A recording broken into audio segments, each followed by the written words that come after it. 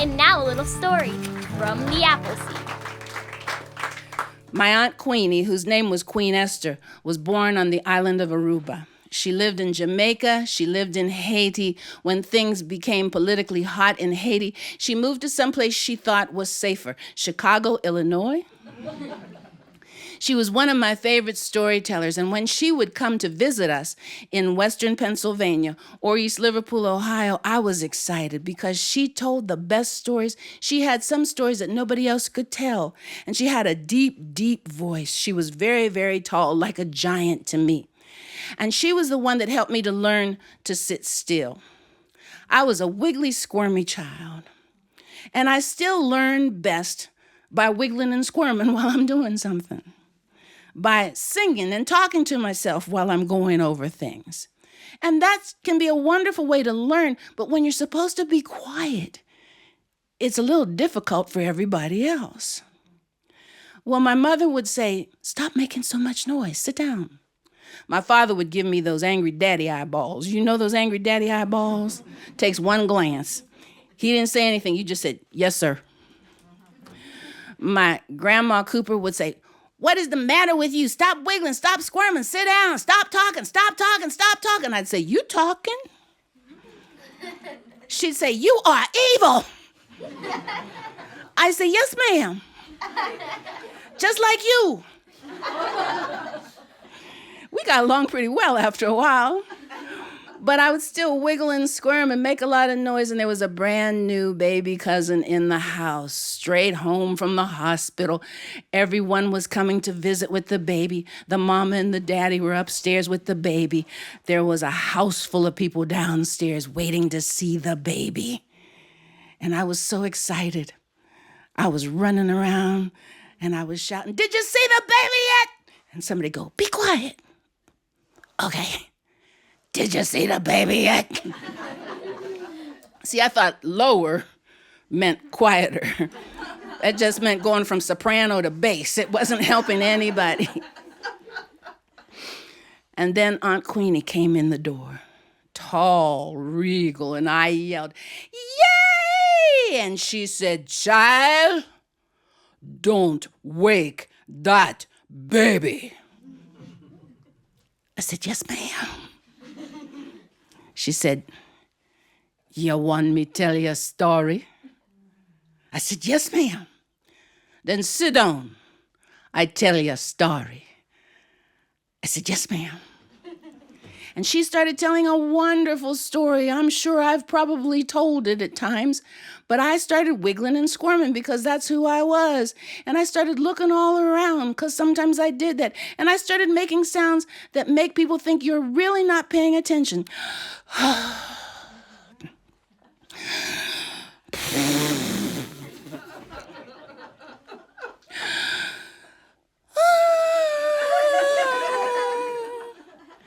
My Aunt Queenie straightened up. She said, "What's wrong for you?" I said, "Nothing." "What's all that noise coming out your face?" "I'm not making noise out my face. It's just coming out my mouth."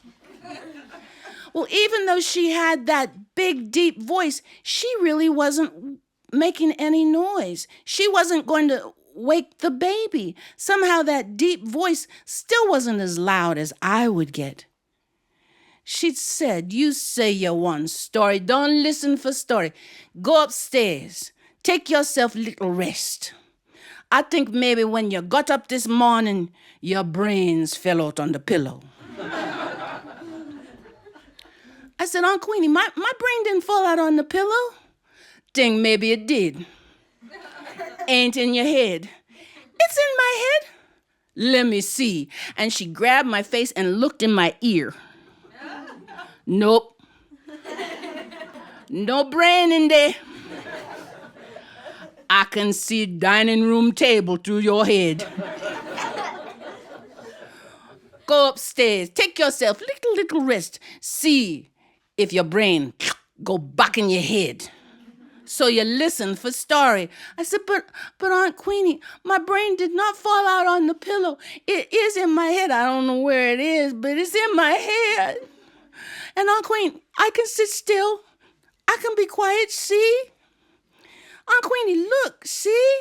She wouldn't look. She had her head turned away from me and her hand up the way people used to do, talk to the hand. I think she might have invented that. I said, Aunt Queenie, look at me. I'm listening, see? Aunt Queenie, look at me, see, look. This is the listening face. I opened my eyes as widely as I could because that would let her know I was paying attention. I stuck my head out like a little turtle-headed child because I figured that would show that I was attentive. I tried to sit still by stiffening up, and she said, "That's not the listening face. That's the crazy face. Take your crazy face and your empty head up to bed." And I knew not to pretend I was crying for Aunt Queenie. She was worse than my mother about that as far as paying no attention whatsoever. And so I went up the stairs, didn't make any noise, didn't want to wake that baby. And when I got up there, I actually looked on the pillow to see if my brains might have fallen out of my head. There were no brains there, so I figured they were there somewhere. Put my head on the pillow, lay there. Seemed like forever. My mother said it was probably about 5 minutes. My Aunt Queenie called me down the stairs quietly. Lenny Jean, come down." I said, "Yes, ma'am." And I flew down the stairs, which wasn't very quiet. Got to the bottom step, and she was glaring at me. I said, "I didn't wake the baby." And then I sat down on the sofa, ready for her story. And I was grinning at her, and she said, "What you doing?" I said, "I'm listening for the story." "Ain't no story today, no. You say you want story, don't listen for story, no story today. We try again tomorrow." So at first I heard those wonderful stories as chapters, a little each day, until my brain, which was in my head, finally figured out that if I just sat attentively looking at my auntie and listening, not only would she tell a story, but there would be times when I could help, the way you did, helping the rabbit run, the way you did, sharing your voices. I could do that. And one of my favorite stories was about trouble, of course, because I was in it a lot. And this story came from my Aunt Queenie. And she began with words that begin stories in Haiti. Now, if you hear these stories, you're supposed to be attentively listening after you've responded. And if the storyteller is doing a good job, you stay attentive. If the storyteller isn't doing a good job, my auntie told me that somebody might interrupt and go, "That's not the way story goes. Sit down. I tell the story, and they take your story." Never happened to me so far. But the words are creak and crack. The storyteller calls out creak or ye creak, and the story listeners, who are participants, say crack. Creak, crack. Creak, crack. Creak, crack. Long time ago, there was a monkey who was sitting up in a tree that had one beautiful bunch of bananas growing there. And he could have pulled on those bananas and eaten any one of them. He could have eaten all those bananas, but no, he smelled something wonderful, a wonderful aroma coming from the little house underneath that tree. So Monkey climbed down from the tree, crept over to the open window. It was too hot to close the windows, and he peeked in, and there was a woman stirring something in a big bowl.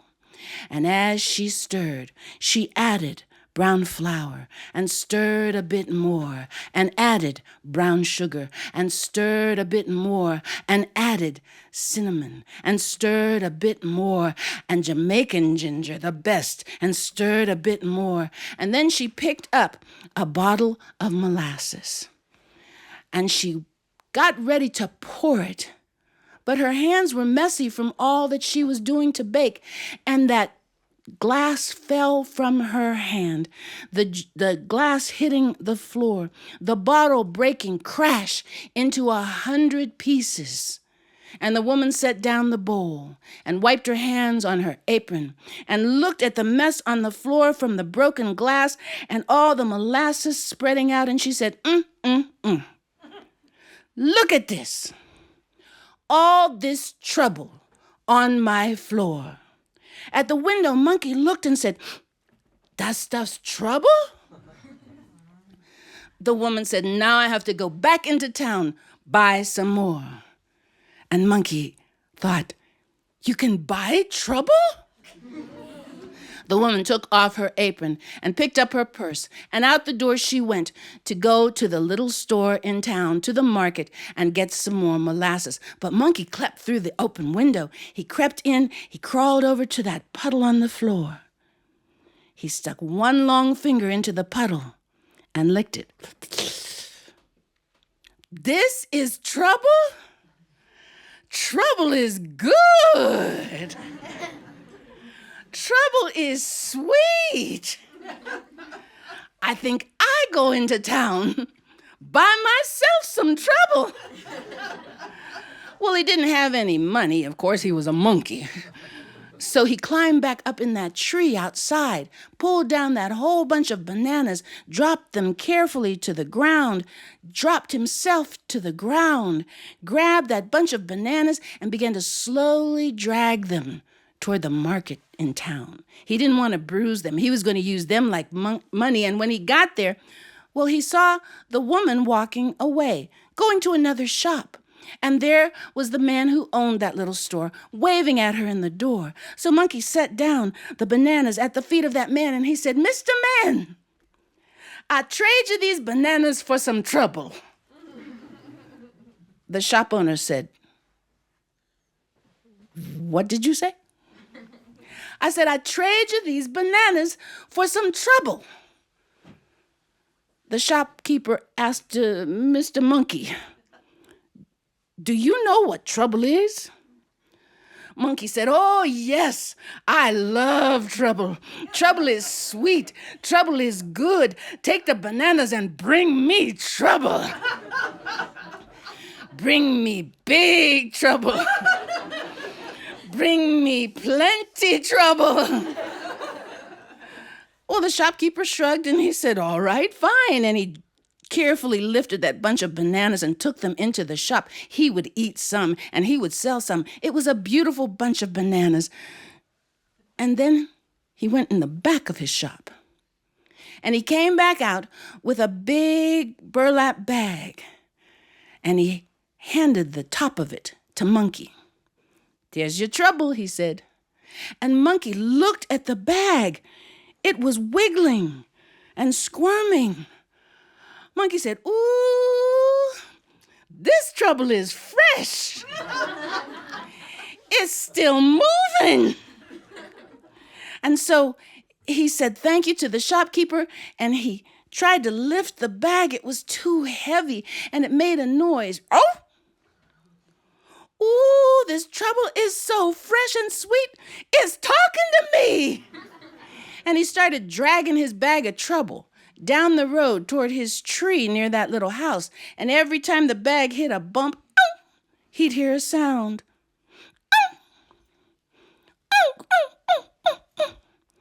Oh, don't worry, Trouble, said the monkey. When we get to my tree, I got to make you soft like a puddle. I think I bash you against the tree. Or maybe stomp on you.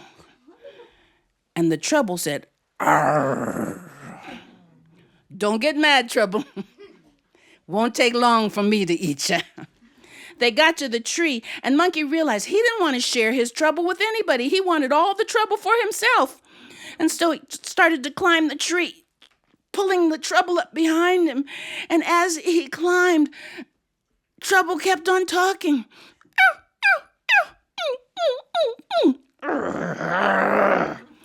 When Monkey finally got high enough in the tree that he figured he wouldn't have to share, he opened his bag of trouble. And out jumped the shopkeeper's dog. And the dog fell out of the tree. He hit the ground. Boom, ow. and he ran back to the shopkeeper's market in town. But Monkey had been so surprised, he fell out of the tree too. Ooh, and he hit the ground. Bim! Ow! And he decided that if that was trouble, he didn't want it anymore. And then my auntie looked at me and she said, "So I tell you, never in your life go looking for trouble." Thanks for joining us for a little story from the Appleseed.